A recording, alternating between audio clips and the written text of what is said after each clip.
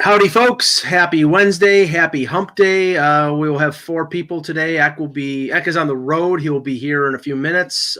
We have Kevin, we have Russ, and we have myself. And there's plenty of news to talk about, plenty of rumors. Russ, start us off with the pre-show. Okay. I'm going to talk a little bit about the Super Bowl, and I'm going to bring up – I just wrote an article, put it on Sportsology. This last week when I was watching the NFC Championship game, I was out covering a hockey tournament in Kevin's neck of the woods. And so we're sitting in a bar, and we're amazed that, Jimmy Garoppolo is not throwing the ball. Right. He literally only threw the ball 8 times the entire game, and it was amazing, but also they didn't need to, right? And so the basis of my article and the basis of why I think the 49ers are going to win this Super Bowl is they only have to look at Super Bowl III. Super Bowl III with Joe Namath, even though he was like a great passing quarterback, Weeb Eubanks, the coach, went up to him before that game and said, listen, I think we could win this game on the ground. And Namath's like, fine, let's do it. I want to win. And Namath didn't throw a touchdown. And a lot of people always rip him after the fact, like, hey, he's not that great. He didn't even throw a touchdown in the Super Bowl, except the game plan was to run. And so I wrote about that a little bit. And when you're averaging 7.6 yards a carry or something like that, like the 49ers were last week, and the fact that the Chiefs give up copious amounts of yards on the ground every game, guys, I think that's what they're going to do. And I know the Chiefs have the sexy offense, but I don't think they're going to be able to overcome that. Well, Kev, the difference might be, and that's what the Titans tried to do against Kansas City in Kansas City in the AFC Championship game, and they were effective up to a point, and then they stacked the box 8 or 9 deep against Derrick Henry, shut him down, and then it was up to Tannehill to beat them, and Tannehill's not that good of a quarterback. I think Garoppolo is a better quarterback, but I don't know if you can control the ball for 40 minutes and keep it away from Mahomes and hope to win. I don't know if it's possible. Well, no, and Mahomes doesn't need a lot. Like they could be a lose the ball possession game, Kansas City, and still win, just because he has that ability to make big strikes. But I gotta just, I didn't live in the New York area, so maybe that's where all that. But I grew up when the Super Bowl started, and it was a huge thing. Yeah. And my memory of that early Super Bowl was I never, as big a sports fan as I am, and having been a sports writer for 4 years, I have never once heard anybody say Joe Namath wasn't that great because he didn't throw a touchdown. They tell me all the time. That may be in New York, but not in the national scope. Nobody's ever. Those are Giants fans, Ross. I don't know. I don't think so, but I hear it all the time. Yeah, I've never heard it, and I would say you and I are probably pretty equal in terms of sports fans. But I'm not in New York either, but. Yeah. But from the national perspective, but I think it's possible, and I think we've seen that this year. There are only like 3 teams that ran more than they passed this year in the NFL, and they were all very successful. They're really good teams, and now I think running has become such an aberration that when you do it well, the defenses don't know what the heck to do. Because they're so used to sort of gearing up to stop the pass. Right. But, they don't really kind of know anymore how to defend. And the 49ers have a great defense, better than the Titans. Yeah. I actually think the key to this game is Garoppolo being able to throw the ball. I mean, you get the feeling that Kansas City will probably try to shut down Mostert and not allow him to run for 200 yards like he did against Tennessee or against Green Bay. So Garoppolo on 3rd down is going to have to make completions. But I don't know, Mike. They give up 4.8 yards a carry on average during the year. I know, but if they hadn't shut down Henry in the second half, I would say that was the way San Francisco was going to go. Plus, I think the second week of preparation is the key in here. I mean, sure. One thing to have a week, but when you got 2 weeks to set scheme against that. Now, saying that, the San Francisco will be looking at different wrinkles as well. So, how about this? Raise your hand if you trust Andy Reid late in the game with 2 timeouts and 1:30. Yeah. There you go. So I think it's going to be an interesting game, though. To say. Yeah, I'll just make sure that I watch hockey fights in the first half instead of Shakira and J-Lo. Although maybe I'll watch with the volume down. Okay, I want to make sure I sound okay before I continue here. No, you still sound distant. I'm going to log out. I'll be back in just a few minutes. Okay. All right, sounds good. Okay. What is that show where you're singing in the car? Yes, the game Corbin. Yeah, that's right. That's what that reminds me of. So yeah, if Eck breaks down in song, then we'll know that. I hope not. But apparently, people were pissed off that they found out that James Corden wasn't actually driving the car. Who cares? I know. I think it was just you that was ticked off. No. I could care less, Cap. No. Apparently, people thought it was. Come on. There's something you don't care about. You have no opinion on. I don't care. We haven't started the show yet, but I was going to say you got this. I never laughed so hard this season that I did when I was on the texting string when you reported the Sandin injury.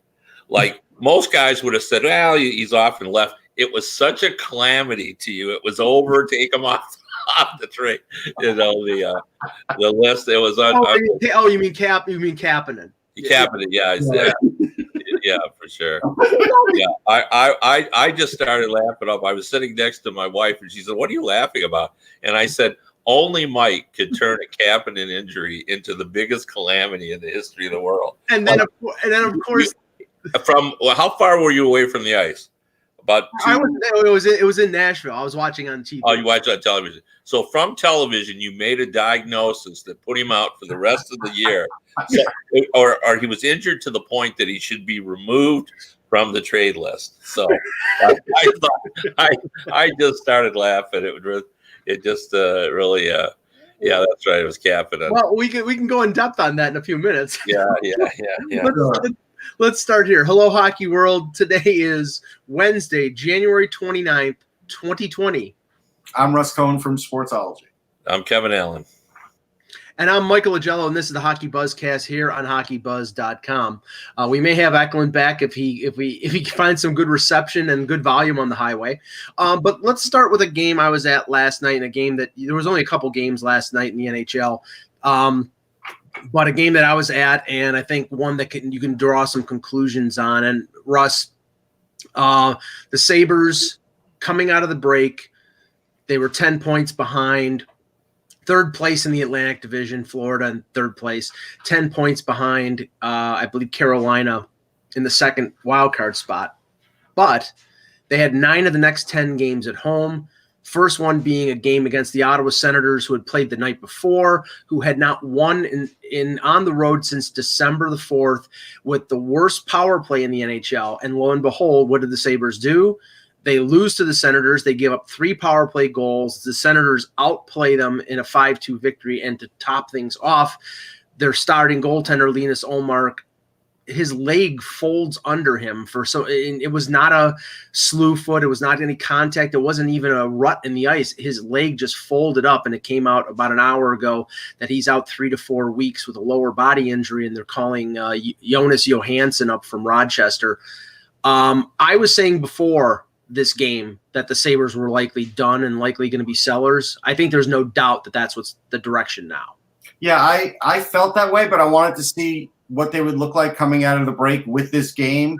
And I remember texting you, even though it was 2-2, even though they came back a little bit in that game to tie it, after it was 2-2, I felt like they still gave up glorious chances to Ottawa, and Ullmark made some good saves. But I remember texting you saying, if this is the best Buffalo has, they're in trouble. And lo and behold, I don't think Ullmark's injury cost them a loss in that game. No. Ottawa was just out skating them. And this is a team, like you said, that played the night before. So Buffalo's defense isn't good enough. And at the end of the day, that is what's going to cost them here. Eichel had a great goal. There's no question he's a great player. Right. Skinner was fairly effective in that game. You noticed him at least. But, Kev, I just got to say, I mean, Buffalo's done. I don't think there's anything they can do.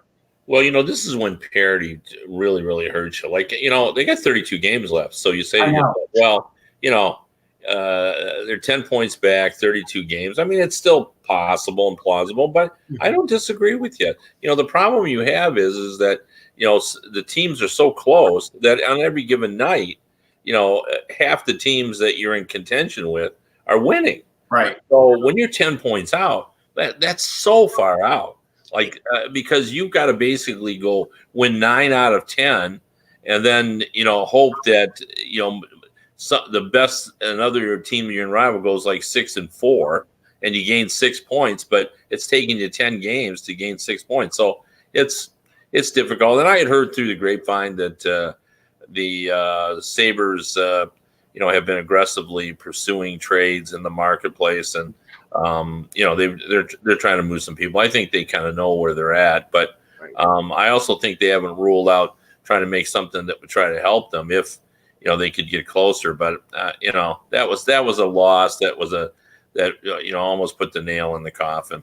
Yeah, and the thing that I keep drawing from, because I've been to a lot of Sabres games this year, it's Eichel, it's Reinhart, and maybe one or two others, and that's about it in terms of offense. I mean, I think their defense is really, there's some depth there, but there are players who are not playing up to expectations, like Montour and Colin Miller are not playing very well.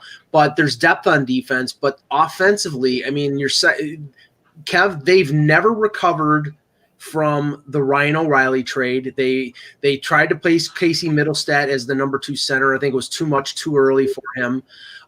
He's down in the AHL right now, and from what I was talking to a couple people yesterday, they may not bring him up for the rest of the year. So they're going to keep him down there and let him, I guess, learn his lesson and maybe get straightened out before he gets a chance next year. But that's their big problem, is the number 2 center. And I was talking again to somebody yesterday and said, well, their solution for the number 2 center next year is Dylan Cousins, their first round pick. You're going to put another 19-year-old as a second line center behind Eichel? I mean, the insanity is repeating the same thing over and over. No, I agree with you. And that's turned out to have been a really big miss on Middlestat. And you know what? Everybody kind of missed on him because everybody thought he was going to be an impact player. Sure. And he, his slow development, I don't think anybody could have predicted. No. It's a shame because, he's a skilled guy, but they really needed him. Can you imagine if he was even, 80% of the player that the scouts thought he was going to be, they'd be in a much, better position. But, they lack depth. A lot of the guys they were counting on, like Skinner, was unable to duplicate the season he's had. And they're just not getting the production out of the, players they need to. And, their defense wasn't good enough, even at the start of the year coming into the season. And to me, it's gotten worse. Mm-hmm. So, and, I've heard that they want way too much for Ristolainen. Yep. So whether or not they're going to be able to move him, seems doubtful to me. And, I guess the big question is, if they don't make the playoffs, will Botterill survive? Like, right. This is a very bright guy, like anybody. Yeah. And he's been around a long time. He understands what's going on in terms of the league and what needs to be done. He just hasn't been able to do it. I don't know whether it's a matter of, bad luck or poor execution. Sometimes it's hard to tell the difference between the two. Well, I mean, they're only slightly closer than they were a year ago. I still think Middlestat will develop. I just think whatever reason, like you said, it's just slow developing and it hurt him. Cousins is an interesting one. To me, he's like the offensive version of Noah Dobson. He's got 28 goals in 35 games because he's a big kid with a booming shot that can overpower guys in junior. But it doesn't mean he's going to do it at the NHL level, but you can't put him in the AHL. Right. So I would still send him back to juniors next year because I do not want to put that pressure on him, knowing what happened with Middlestat. So if I look at the Sabres, there's not a lot they can do. They could make a move or two in the offseason. They can maybe become 6 points better. Maybe they can miss the playoffs in the last month. But they're probably still 2 or 3 years away because we don't even know with a full season of Ullmark if he's really a number one in the NHL. So there's a lot of things there that are still not in lined up. Well, it sounds like the plan is going to be after Lethbridge gets eliminated in the Western Hockey League to bring Cousins up on an ATO and play him in Rochester and let him get some pro experience.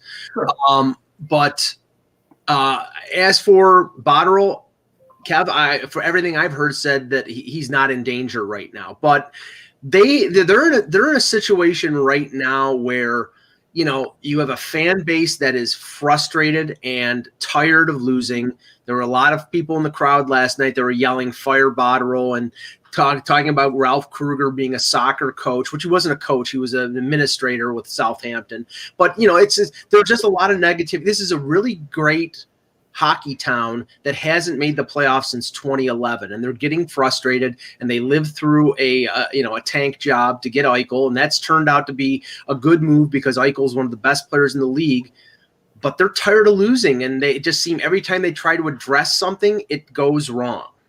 Yeah, I mean, Buffalo's in that situation, and Edmonton's there now too. Columbus was there last year, and that is that making the playoffs is so important. Like you got to get in. Like I did an earlier podcast today, and one of my points we were talking about, who we would call out as journalists and general managers, and I called out Ken Holland, saying, like, all you got to do is look at last year what Columbus did and the importance of getting in the playoffs. Yeah, it doesn't matter in some cities. In fact, if just making the playoffs is not enough, but it matters right now in Buffalo. It matters in Edmonton. It mattered last year in Columbus, and that's why.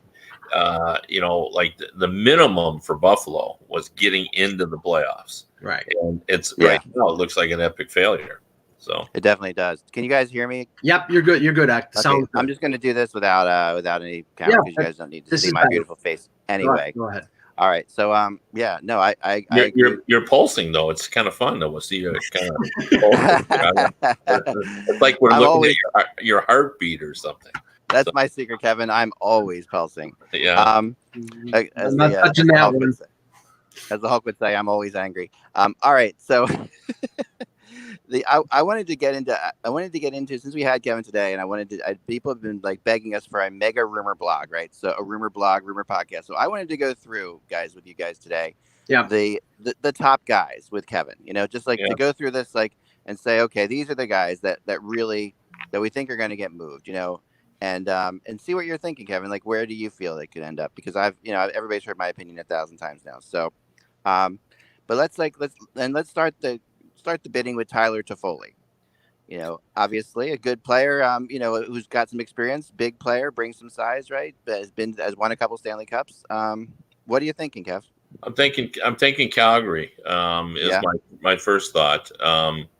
And they desperately need somebody to play in their top six, and they know him very, very well, obviously. So I think he, that seems like perfect for a good fit there. A guy that's comfortable in that division. A guy that knows the opponents out there. They need a score. He's essentially a 20-goal scorer, and I think that's what they need. True. Like they have. I think if they add one more score, then everyone will be in the right spot. So that's what I would say. And there are other teams obviously looking at him. There's been rumors all season. I mean, that Boston knows exactly what they need to do if they want to get to Foley. But I think they're all in on Kreider. I mean, Kreider makes too much sense. Okay. If you look at a lot of times we overplay the geography factor. Right. We say, well, he's from Toronto, but I couldn't agree more. It makes me crazy. And a lot of players will tell you flat out that they really don't want to play in their home. But it turned out to be important in the John Tavares situation. Yeah. And I think it's important with the Bruins. If you look at their history, they like Boston area players. Yeah. And look at last year's team. Boston area players played a big role when it seems like ties go to Boston area players when they're making their determinations. And, I mean, they're not going to just take a guy because he's Boston, but I think getting the potential for Kreider to play in Massachusetts, and he's really exactly what they're looking for. He's a scoring winger who can skate. Yeah. I mean, I think that's a good fit, and I would say, they're number one. I know there's been lots of talk about maybe Pittsburgh being in on him, but I heard that too. I don't think the Rangers will trade with him, Kev. That's what I think. Right.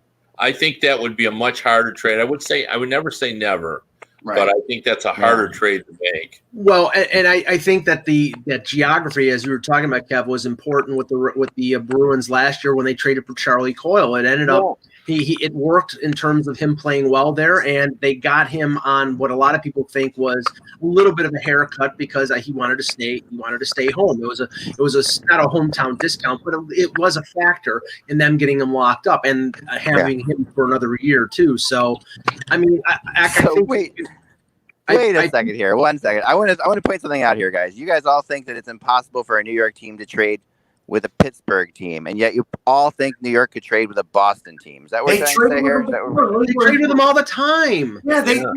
Oh, I'm not saying that. I know. I'm just saying, does it really matter? I mean, they're out of the playoffs. Kreider's a UFA. It's not like I don't see how this matters at all where they trade him to. Boston's in another division. I think they're going to look to the. It's not like it's the Red Sox and the Yankees trading. I know, but but to me that if you really want to pick a city to hate, like I said before, I don't see this as a big deal for the Rangers to put him anywhere. They put him on the Flyers or the Devils for crying out loud. Who cares? Because honestly, he's a UFA, and unless you think he's going to go there, fall in love, and sign there forever. I mean, you never say never, but I do think there's some history between it would be hard for the Penguins and Flyers to make a trade.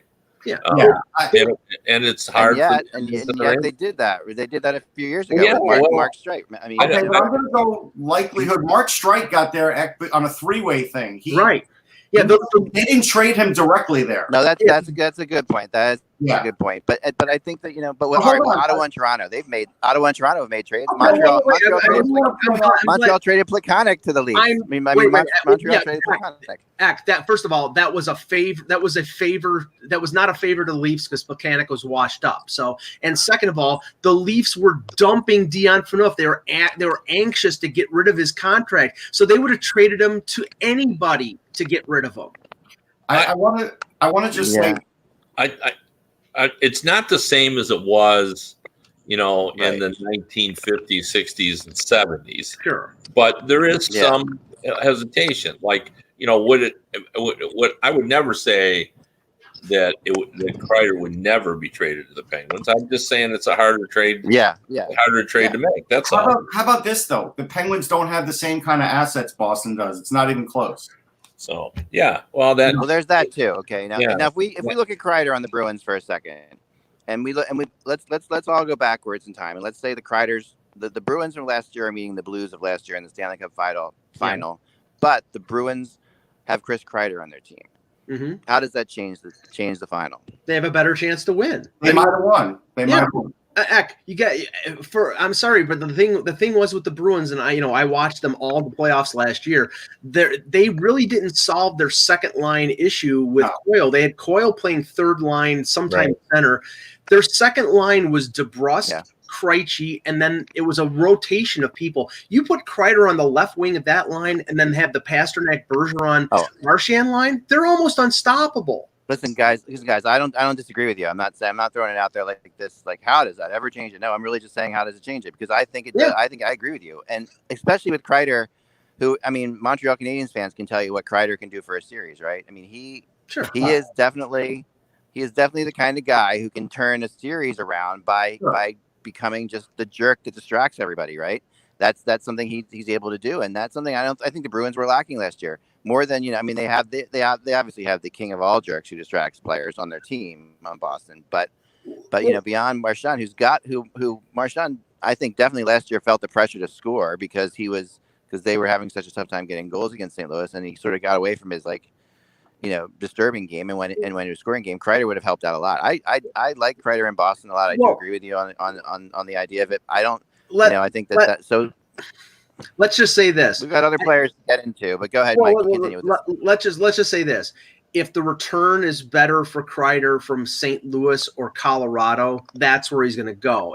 Boston's going to have to, make just as good an offer for Kreider. But there is motivation there because I think maybe they think there's an outside chance that he would stay and re-sign with the Bruins because he's from there. But even if he doesn't, they probably think the fit will be better because he's from the area. And, I think that would work out. But the price is not going to be cheap. No, the price will be high. Yeah. They have a lot of guys, and so they are the best trading partner. I mean, they are. Of all the teams, Edmonton's got 2 guys.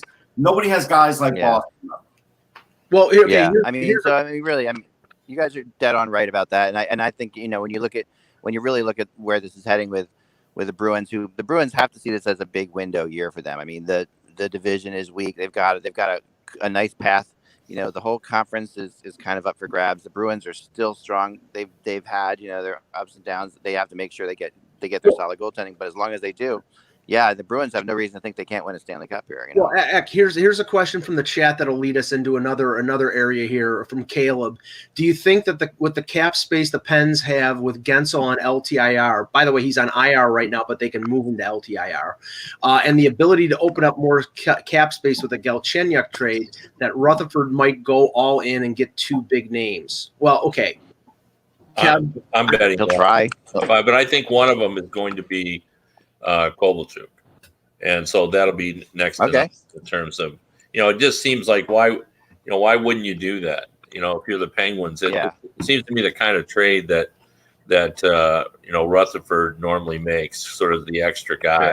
I think he'll go in after all the the big name guys. I don't know that they're going to be able to turn Galchenyuk into much of anything, to be honest. Oh no. I think what Caleb was saying is they have to clear his contract, and maybe they can get some. But I don't know whether they're even going to be able to do that. Maybe, but we'll see.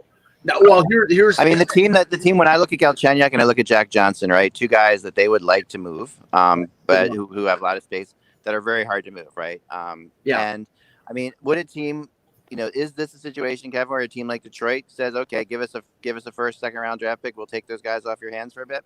No. I think Yzerman's trying to clear his cap as well. I was just trying to think if a team is further away a little bit, might want to take that for a little bit. Yeah, and the other thing too is they want roster spots to bring their guys up and let them learn. That's one of the issues they have now is they have a lot of veteran players that are not playing at a high level, and it's harder for them to bring guys up. And well, this is the issue with Pittsburgh. I mean, they do want to add a forward because Gensel's out for at least the end of the rest of the regular season. There's been a lot of speculation around Buffalo about Connor Sheary because they know him, and he won 2 Stanley Cups there, and his salary is only $3 million. So they could add him and still have money to make another move. Kev, the other name that is intriguing, again, here's location, is Pittsburgh native Brandon Saad, who Chicago is supposedly shopping. Yeah, I've heard that as well. I mean, I think that's a possibility, but I don't think that's the most likely scenario. Right. That's how I view that. I think everything they'd have to strike out on Toffoli and Kreider and all the guys. Like they really they're in a position where they being the Penguins. Their offense is ranked very highly and their defense is ranked very highly, and they got one of the hottest goalies, if not the hottest goalie, in the National Hockey League. So they're going to push and go all in, and I think they feel, and this is part of Penguins tradition has always been to be one forward short. Like if you look at them historically, even when they've won, there's always been one guy in that top 6 you're going, really? That's that's what the price they pay for having both Malkin and Crosby and Letang and they're paying a lot of guys. So I think that's a possibility they'd go in the side direction, but I think they'd rather get a guy that they can score because Gunsel was obviously crucial to their offense. So I'll give you. I think Saad could go to Vancouver. If Vancouver stays in this, that's the kind of guy that they're missing because they have speed. They've got guys who could score. They don't have that many guys who could be around the net. Even Bertanen's kind of young in that sort of role. Yeah. And so Saad could really be a benefit to them in that role. And Saad's got another year left in his contract, so Right. it's not just simply a salary dump for a rental. And they have plenty of prospects. And I'm definitely the only one here who thinks that Saad is like a steal and could turn this thing around pretty quickly. Well, I think people like Saad, but I'm just saying they want to score. I mean, Pittsburgh wants to score. Right. You know. Now, Yeah. Now, Kev, there were 16 teams, and maybe it was because there were only a couple games last night, but 16 teams that with scouts at the at KeyBank Center for the Sabres and Senators, and I think also because you had two teams that were sellers, and the big name I think for that was the people were looking at was JG Pageau, because there are not many centers out there. The talk is continuing. Well, they're trying to get him signed. Nobody in their right mind is going to sign with Ottawa. I mean, and they could go someplace else and sign him in the offseason, but Ottawa is not going to get anybody under contract before the deadline. So why wouldn't you just trade him for as much as you can? Yeah, I agree. He'll be traded. I'm thinking Edmonton would be a good fit for him. They've been looking for a number 1 or number 3 center, and I think that would be a good choice and a good fit. But there's a lot of teams that are interested in him. Sure, a lot of teams. So a lot is going to just depend on the bidding for him. But I think Oilers have got to push all in, and I think in order to do it, they need to get like 3 guys, including a goalie. So and see that's what I mean. It's like, that seems to me completely unrealistic. I'm the king of the unrealistic ad at the deadline. I would go get this guy, that guy. It's that I've come to realize that doesn't happen. It just doesn't happen. Well, but what if they could get a goalie that could be part of their future? That's the Georgiev. It's like Georgiev. Exactly. That's the point. Like then it becomes a little more feasible. Maybe the defensive help is Trevor Daley, who's just been around the block a little bit and just kind of knows what he's doing, but not a high level, not going to cost you more than a 4th round pick or something like that. Sure. So I think they could bring in multiple players and get that done. Maybe pay a steep price for 2 of the guys, including one of the guys who's going to be in your long term plans. So yeah. All right, I've got another name for you guys. Is Andreas Athanasiou, right? Here's another guy, Detroit, looking like he from all indications is gone or could be gone. Kevin, what are your thoughts? Well, I don't think I think it's no better than 50-50, if that, maybe less, that he'll be traded at the trade deadline. He's still hurt. He's had a terrible year. Right. Eisenman's not going to want to give him away for nothing, and no one's going to want to give his true value, given how poorly he's played this season. So I think he's a guy. I think in the summer, the season kind of rubs off, and move past it. But this, we're still in this season where he's a -1 billion, and just really hasn't played. The thing about him, the romance of Athanasiou, though, is high, because there isn't a game you watch him in that he doesn't get a breakaway. Sure. Like, he's DC flash fast.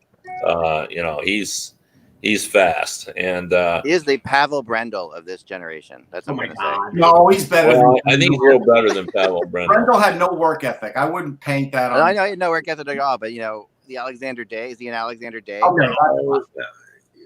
I think Eisenman would love to get a defenseman for him, and I don't know that he can do that. A young defenseman. Is he better is he a better fit as a winger or as a center? I don't like him at center. Okay. They tried to make him that, but I think he's a winger. I think he's the flying down the wing winger. I don't think he handles the puck well enough to be a center, in my opinion. Yeah. But that's my opinion. But he should be part of the mix here. Sure. He's still young, but he doesn't seem to get along. It's like he's alienated the organization. It is a statement, and because he does have a lot of talent, Kevin. That if Yzerman is saying I don't see him as part of the future, then that's got to send off warning signs to a lot of other teams. Well, yeah, I mean I hate to do this but it is true. The word you hear most often about him is punk. Yeah, right. That's he's a punk. Which brings me to this name, because this is the name that and people have heard me say this before, but the one person I keep hearing connected with him, and I'm not getting it from their side of things, is the Islanders, and that you have a situation here where this does feel to me like the Lou Lamoriello shot that he would take. It does, because he's historically tried to find, diamonds in the rough, the undervalued, the disenfranchised, and the misunderstood. Also exciting players. Although I'm going to play devil's advocate, for free he could try Josh Ho-Sang, which isn't that far off, and he won't. And he's already tried Josh Ho-Sang, though. I mean, has he? Have they really given him a chance? Lou hasn't. Ho-Sang got an opportunity with Garth Snow there, but as soon as Lou came in, Ho-Sang has been essentially in Bridgeport most. Yeah, but I'm going to give Lou the benefit of the doubt on this one, because I think that there's a reason. And I like Ho-Sang. Ho-Sang's a fun player to watch, but I have to give Lou the benefit of the doubt. Then trade him. Why hold on to him? Well, that is a good. I think they will try to move him. And maybe this would be the kind of situation that they could move him to as well. But I think that if you're, there's a natural human instinct that okay, this player doesn't work out for me, so I'm never going to use him. But but this guy, he's I can fix him. That kind of thing. Well, maybe you make a trade with the Islanders and Detroit. And Ho-Sang is part of the deal. Yeah. One thing let's not lose sight of here. Athanasiou has scored 30 goals at the end. Right. I know, and I think he's when he's got it all going, he's a dynamic presence. No question. Yeah. But the team that gets him is going to have a little bit of an issue, because although maybe not, because if he's arbitration eligible coming off of this season, he's not going to have much leverage to demand anything. But that's true. He's walking his way closer to unrestricted free agency. He's got an agent who, like the same agent as Mitch Marner, who doesn't have a reputation for being an easy negotiator. So I think those are factors for any team that's going to try to trade for. Well, let me put this out there too, that we shouldn't lose sight of. If he wasn't on the Detroit Red Wings, who have a goal differential that's hideous, right? He wouldn't be a minus $1 billion. Correct. Right. And he's not the greatest defensive player in the world, but he wouldn't be a minus $1 million. And what if this just is a personality clash between him and Blashill? And I think it's more than that, Kev, because this is why Athanasiou went in the 4th round, because I had him ranked as a very high talent, but a lot of teams stayed away from him, and I think these are the reasons, because he could score flat out in juniors. Like, everybody knew he had the speed, but there was the other things. So I think there were more clashes to come with other teams too. Yeah. Now, that sounds again like a Lou Lamoriello special to me. It sounds like the Lou Lamoriello special to me, because that's the kind of guy that it could be. Maybe he'll grow up. Maybe this is the year he grows up. And some of this just really is contract. There are other issues here as well, but everybody recognizes his talent to be sure. Now, all right, I've got another one in Thomas Tatar. Okay, we talked a little bit about him yesterday. You and I talked about him before, Kevin. I think Montreal should keep him. I don't think there's any. I do too. I don't get it. I don't get why they want to trade Thomas Tatar. Yeah, but the rumors are out there that he's available. I think it's a fishing expedition by the Canadians, because he's got a year left in his contract, and they know that the value for players who have years left, like if they were going to trade Jeff Petrie, the same thing. He's got another year, and you can get a big return for him. But the problem is, and I'm not saying this because I'm trying to be anti-Montreal. It's just a statement in fact. They can't get anybody to sign there. It's tough. So the best thing for them is to try to get players that have term left in their contracts, or the ones that they do have term to keep them, and then you only trade them if they're expiring contracts and you have no chance of re-signing them. So I don't know. I'm skeptical on Tatar.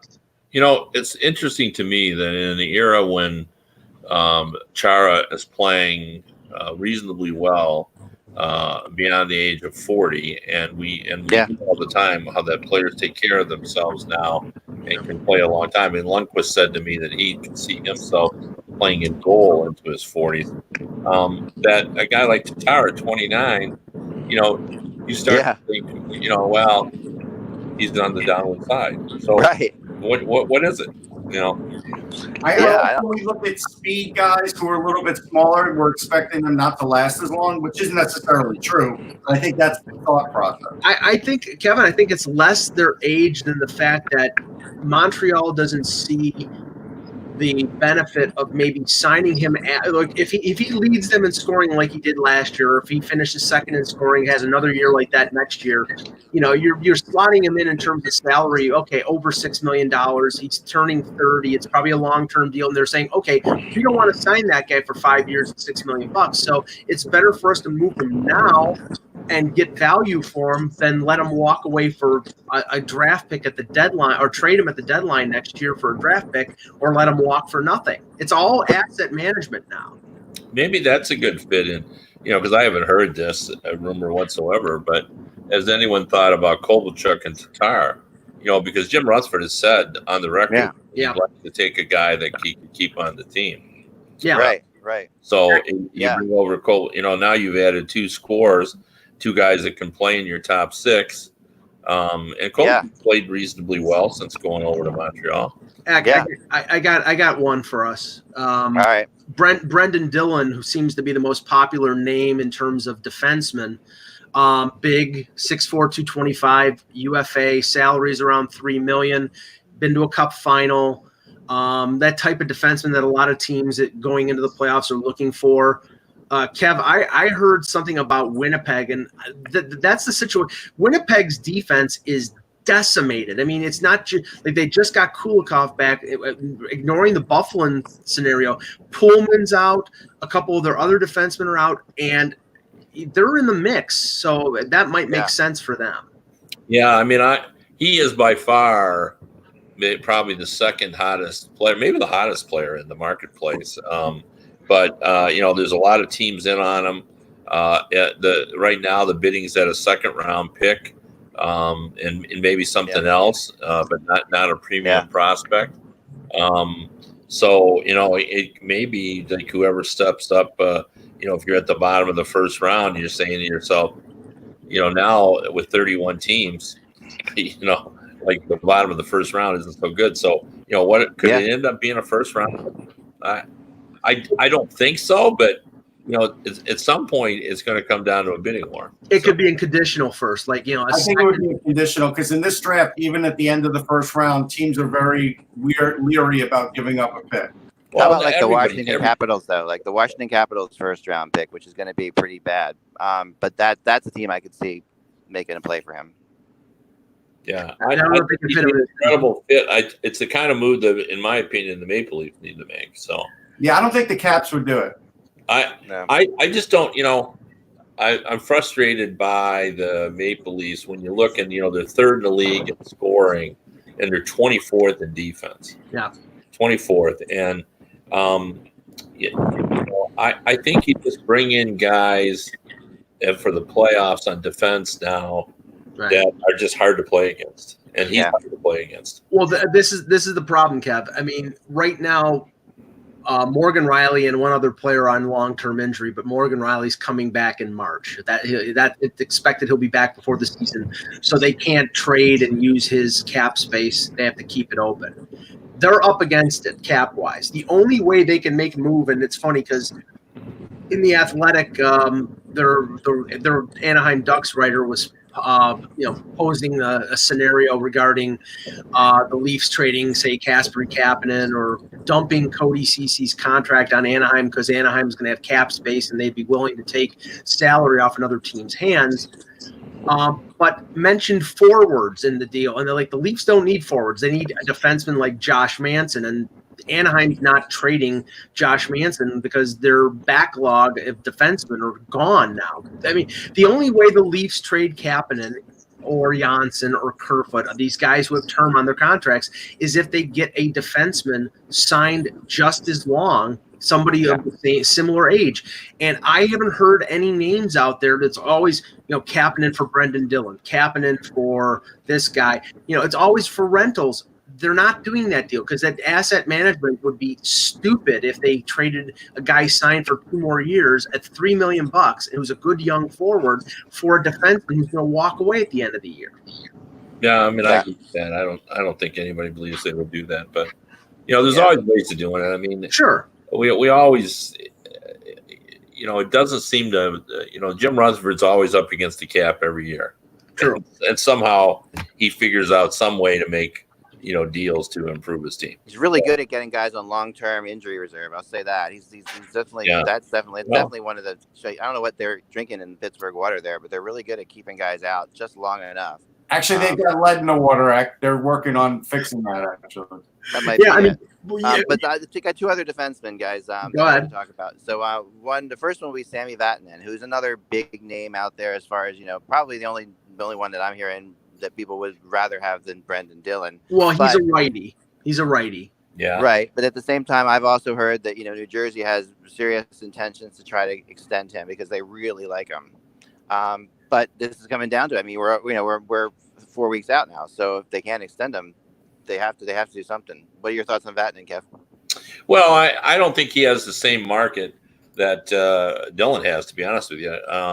At least that's not what I'm hearing. There are teams that like him and want him, but he's not particularly hard to play against, and I think that's. I guess the physicality for sure. Yeah. He could certainly help some teams. A guy that I think he could help Nashville. I think one of the things that's being lost here, and is how when they got rid of PK Subban, they went from having 4 premium defensemen and then filling in with 2 to being 3 and 3 now. Well, and I think it's had a big difference. Well, it's actually 2 because Ryan Ellis is hurt. Wow. Yeah.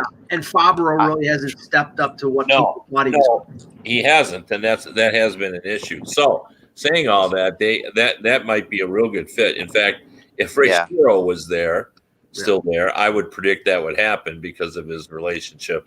Yeah, because they have that solid. I mean, now the thing that's interesting, I just to decide on Nashville for a second. We talked about them a lot yesterday, but I heard Hal Gill today on Sirius XM, give one of the best interviews I've ever heard about analyzing what's wrong with a team.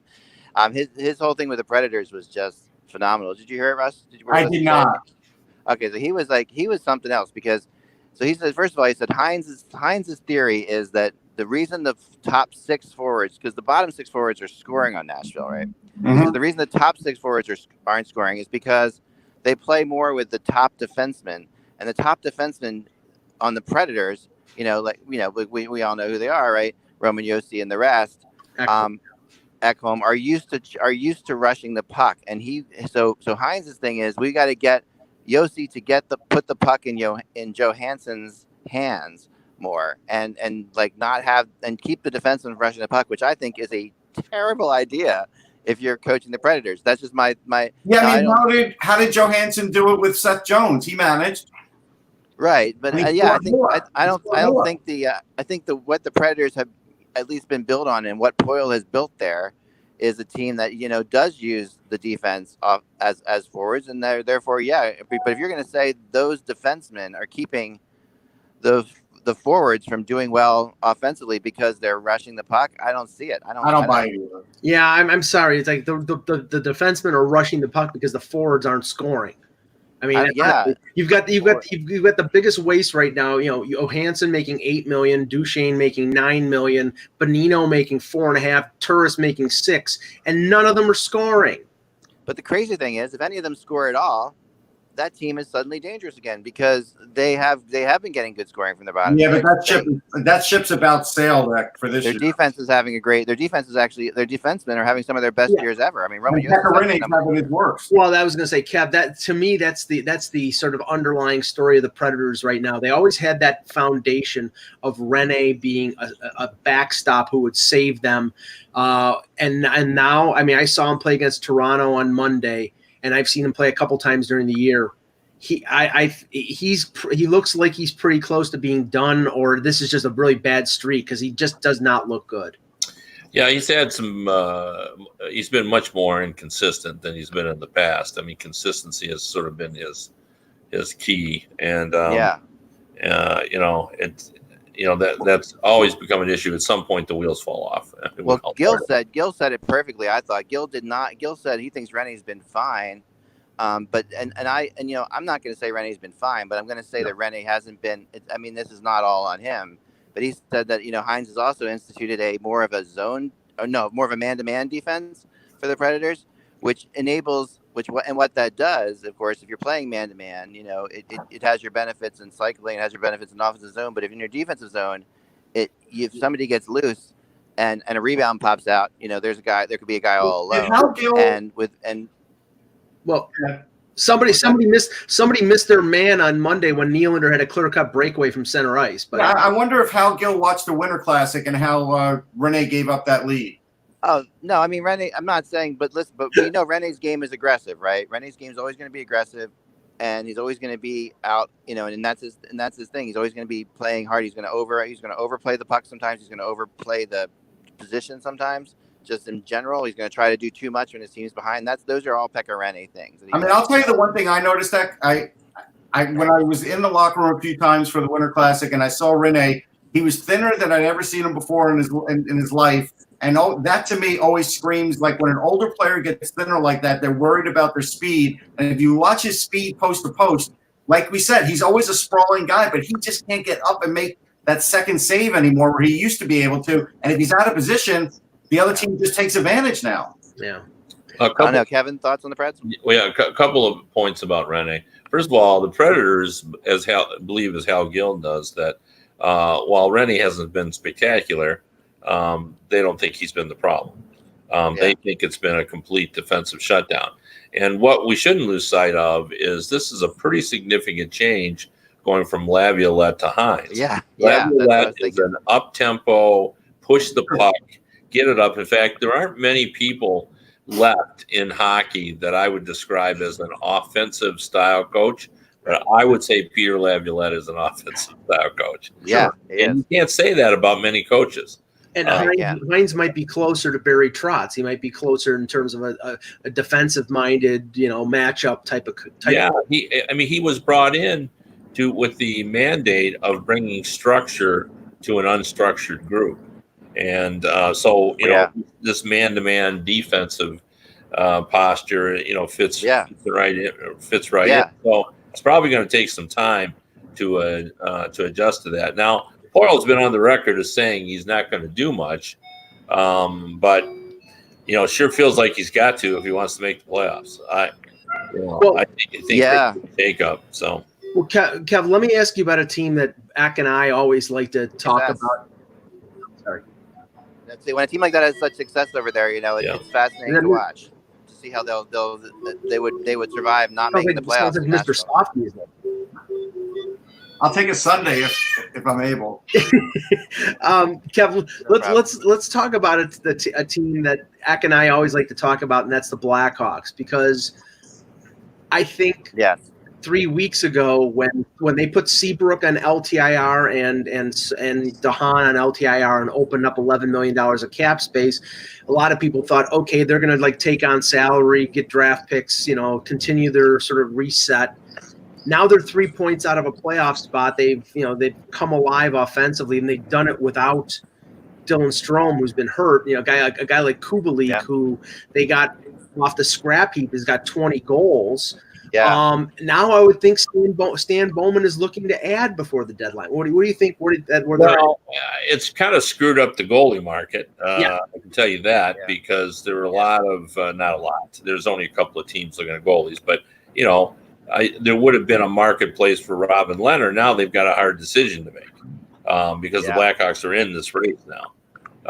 And so that's what I'm hearing, that the teams that were looking at goalies now are being kind of put on hold because he was the guy. I mean, Georgiev is the long-term goalie that people are interested in, but Leonard was the short-term guy.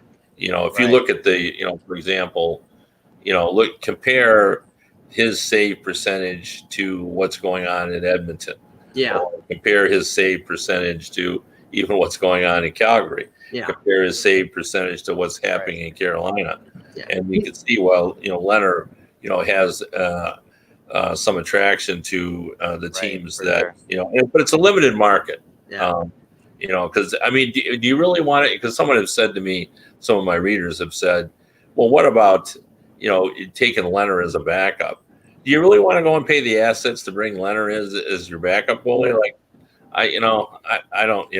No, if Colorado, Edmonton, and Carolina are three teams I think could use an upgrade in goal, trade for Leonard. He's their starter. They're not going to sit Leonard behind Koskinen or Grubauer or Mrazek. He's going to be the starter. But the question is, he's got a .922 save percentage in front of a defense that's almost non-existent. That's exactly right. But here's the thing about Colorado. Now, this is so odd, but I have heard people around the league tell me that if you had to guess a goalie, like a surprising goalie who would step in the playoffs, Grubauer is the guy that they all take. Mm-hmm. That if there's a guy that might just turn it on in the playoffs and just be the guy that nobody expected him to be, that he could be the guy. I want to point out one thing. I looked up an advanced stat on Rene, and he, with the shorthanded, has a .769 save percentage. And your goalie is supposed to be your best penalty killer, and he's not. And actually, so both Pittsburgh goalies are way better than that. And I'm going to guess if we looked around the league, .769 is one of the lower percentages in the league, shorthanded. And that's something where he hasn't come up big. That's a pretty staggering number, Russ. I do agree with you. That's pretty damning. Well, no way to get around that. In the goalie market, I mean, I saw Craig Anderson last night, and I believe that if he stays healthy for the next month, he's going to get traded by Ottawa, and he still can play pretty well. So if a team is looking for a veteran rental, I mean, it's him. It's maybe Corey Crawford, although I don't know whether he wants to accept a trade from Chicago. Probably not. And Ryan Millers is in the same boat with Anaheim. But there are veteran goalies out there who teams might look at as a hole plugging endeavor, or as a backup. Yeah. I think, like I said before, I thought Greg Anderson would be a really interesting thing for Nashville to look at. I really do. I think that would be a. Yeah, he played good yesterday. I think that would be smart. And remember Anderson, and I can't remember who he was with. Last game of the season, got into the playoffs. I think it was against the Flyers, and he won like 10 in a row. Yeah, it was Colorado, probably with Colorado. Yeah, it may have been. And so he's capable of doing that. It's just, but what Kevin is saying is Nashville has to now sort of admit, all right, Pekka Rinne doesn't have it, and we're going to put Anderson in. If they don't do that, it doesn't matter. They're not making the trade. Right. They'd have to go with them too. I mean, with Anderson, you could bring him in as a backup. You're not necessarily. It's not necessarily like Leonard. Obviously, that's a different situation. But I could still see you bring him in as like a guy who alternates with Rinne a bit and could win the job. I could see that kind of situation happening. Yeah. With Anderson. The one last player before we go, we're running long here, is that I wanted to. People have been saying we have to talk about Shane Gostisbehere too, and whether or not he's going to be moved or not. I don't have a good feel for it, honestly. Flyers are kind of all over the map with Gostisbehere when I talk to them. So, Kevin, thoughts on Gostisbehere? Go ahead, Kevin. Trade him in the summer. I just don't see he's the type of guy you move. I think that's what's going to happen too, because we don't know what he's like after his knee surgery. He's not back yet, and he might have a week. He might have a week before the deadline to know that, and so I think they're better off keeping him and trade him in the summer too. Yeah, I mean, I think the only way they get full value for him is if he proves he's close to 100% the rest of the regular season. But the problem that you have, and you know this, because you see the Flyers play, and Russ knows this as well, Gostisbehere has not played well under Vigneault. So him continuing to play under Vigneault, it could hurt his value in the summer because it's clearly not a fit. I think they're looking for health, though, Mike. I think you're right when you said health. If they see he's healthy, some other team's going to look at Gostisbehere and say, all right, if we get Shane Gostisbehere, he's going to cure X and Y at least for us.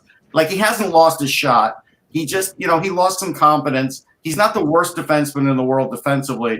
He could play a lot better somewhere else. He could. Yeah, the other veteran goalies, Michael in the chat just said, was Jimmy Howard. But Kev, is he healthy? He just has played so poorly. Like Howard has played well for a couple of years, and it was really. I think people thought, well, they'll move him this year and he'll get a chance to get with the contender, but he really has been Civ-like. The team has been bad. There's no doubt about it. And that's probably, been the primary reason, but he hasn't been good. Sometimes if you're playing with a bad team, it showcase your ability because you're facing a lot of shots and all that. That hasn't been the case. He's looked even worse than the team. So no, I've heard. Yeah, that's what I've been hearing too. People have looked at him, but he's nothing. He's not showing anything in this game that he's like gonna go and help anybody at all. Yeah. Right at this point. Well, I appreciate Kevin so much for coming on. I think we should do this every week or so and check in on a rumor on what you're hearing and who you're hearing where.